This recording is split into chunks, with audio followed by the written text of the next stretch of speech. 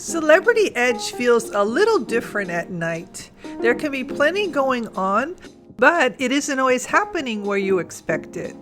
Once I understood how the ship changes from late afternoon through dinner, shows, and the rest of the evening, I found it much easier to know where to go, when to arrive, and where to look when one area felt crowded. Hi, I'm Bonnie with Voyage Cruise and Travel, and after more than 56 cruises and 2 sailings on Celebrity Edge, I started paying closer attention to why the evenings on this ship felt a little different. So let's look at how Celebrity Edge's evening rhythm works and how to find the atmosphere that fits you. One of the things I eventually realized is that what's happening on Celebrity Edge isn't really unusual. You have dinner, live music, shows, trivia, cocktails, and dancing, just like you would on any other cruise ship.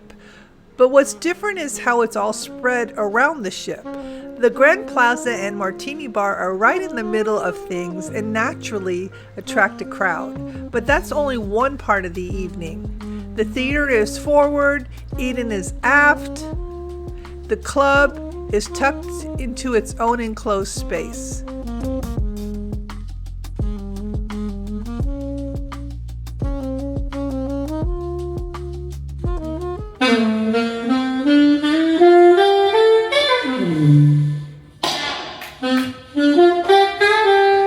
There are also outdoor areas and quieter spaces on the upper decks. Take a little deck that no one really knows about. So I kind of like that. Sometimes you find these hidden spots. It's still nice for a breath of fresh air. And it's 8 o'clock at night and it's this light because we've had all these time changes. So you could be sitting in one area thinking the evening feels fairly quiet, and while somewhere else there's a show, trivia, live music, or a completely different atmosphere. And I think that's what took me a little while to understand. There isn't necessarily one place on Celebrity Edge that tells you what the whole ship is doing. And to really see the difference, you have to look at how these same spaces change throughout the day.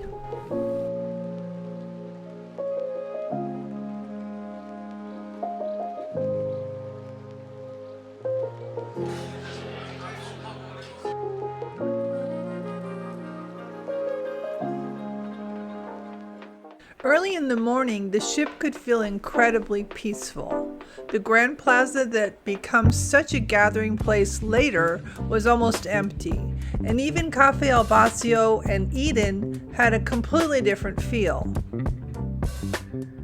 As the day got underway, people naturally spread out.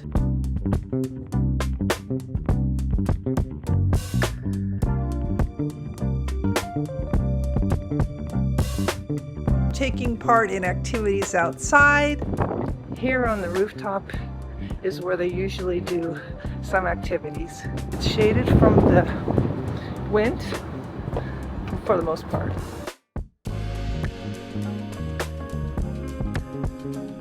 Others enjoying the pool or the upper decks, and on a port day, much of the ship could stay relatively quiet while passengers were ashore.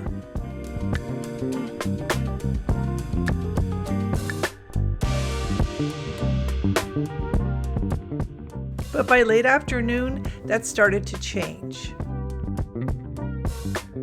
People were coming back on board, stopping for coffee, heading to their cabins, and beginning to think about dinner and the evening ahead. And for me, this was really the turning point in the day.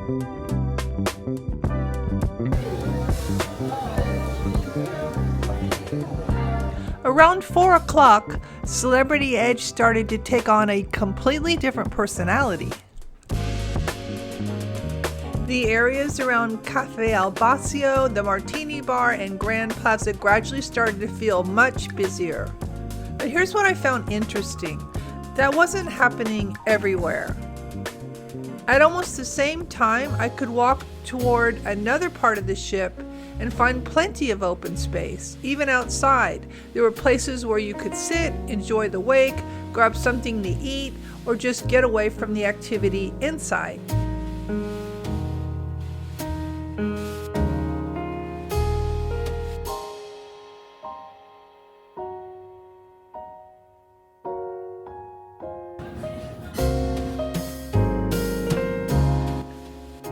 And I think this is where I initially misread Celebrity Edge.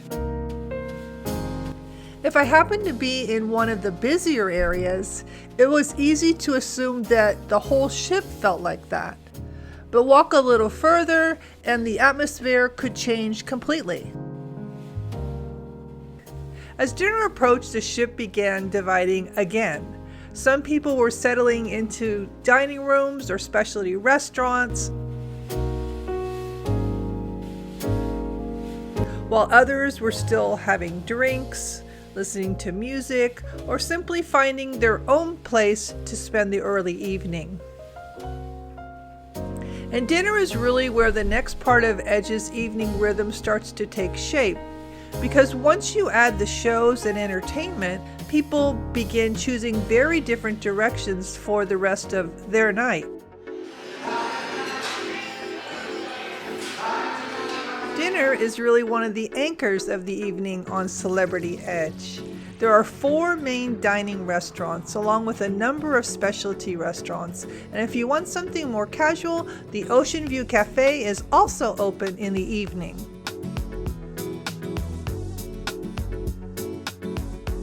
And I think that helps explain the rhythm of this ship. For many passengers, the evening isn't necessarily built around one central entertainment area. It's dinner in a nice restaurant, followed by whatever you feel like doing next.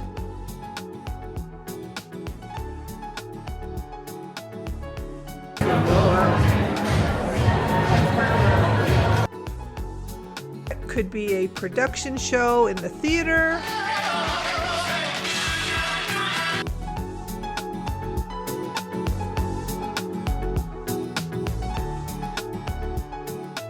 and the theater is definitely a big draw. Or you might find trivia or a game show in the club. Okay, just getting outer space now for 200 points. Live music around the Grand Plaza. Stop for a drink at the Martini bar, or head toward Eden for a completely different atmosphere.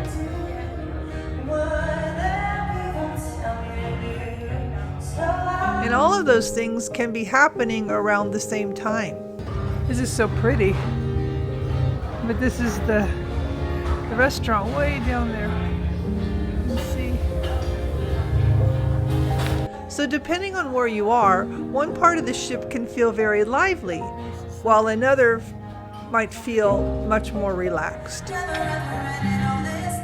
Once I understood that, I stopped looking for the one place where the evening was happening and realized that it was more about deciding what kind of evening I wanted. You might find live guitar music in Eden, spend some time in the quieter Solarium,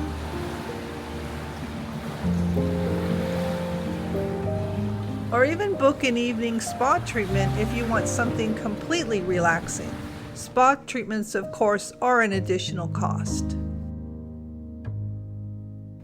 On my Hawaii sailing, the longer daylight and warmer weather made the outdoor areas especially nice earlier in the evening, although that changed as we got closer to Vancouver.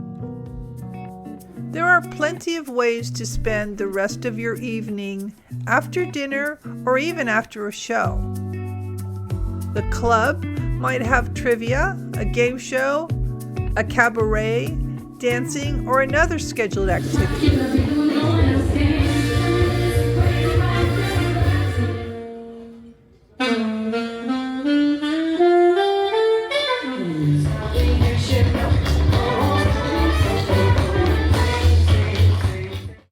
The Grand Plaza and Martini Bar often have live music and people gathering for drinks. Some nights bring something bigger. On my particular sailing, there was a white party planned for the pool deck.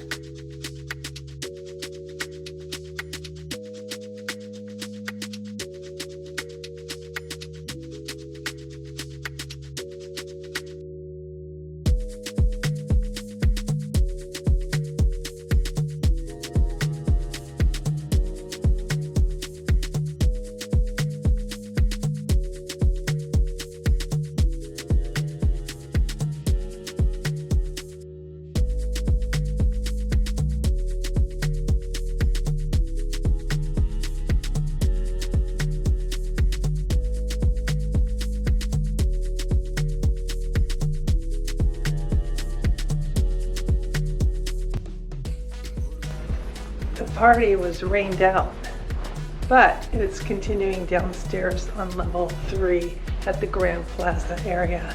So I think I'm gonna just call it a night. I'm a little tired, but it was fun anyway. For me, a show, some music, and a walk around the ship was usually enough, and eventually I was ready for bed. That's really the nice thing about an evening on the edge. You can look what's happening around you and then decide what to do. So after sailing on Celebrity Edge twice, there are a few things I would do a little differently now that I understand how the evenings work. First, make sure you check the daily planner and decide what you really don't want to miss. Some of the smaller activities have limited seating, so if something is important to you, I would arrive about 30 minutes early rather than assume you can walk in at the last moment. The same goes for popular gathering spots. If you want a particular seat for live music or a good view in the Grand Plaza, give yourself a little extra time.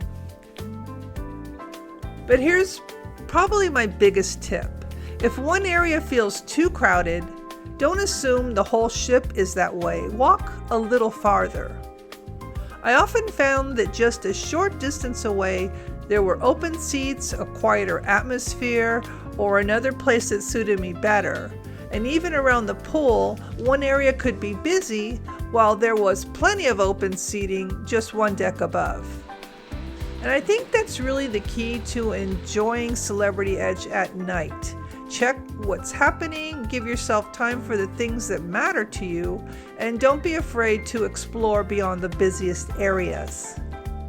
Once I understood that rhythm, the evenings became much easier to navigate and much more enjoyable.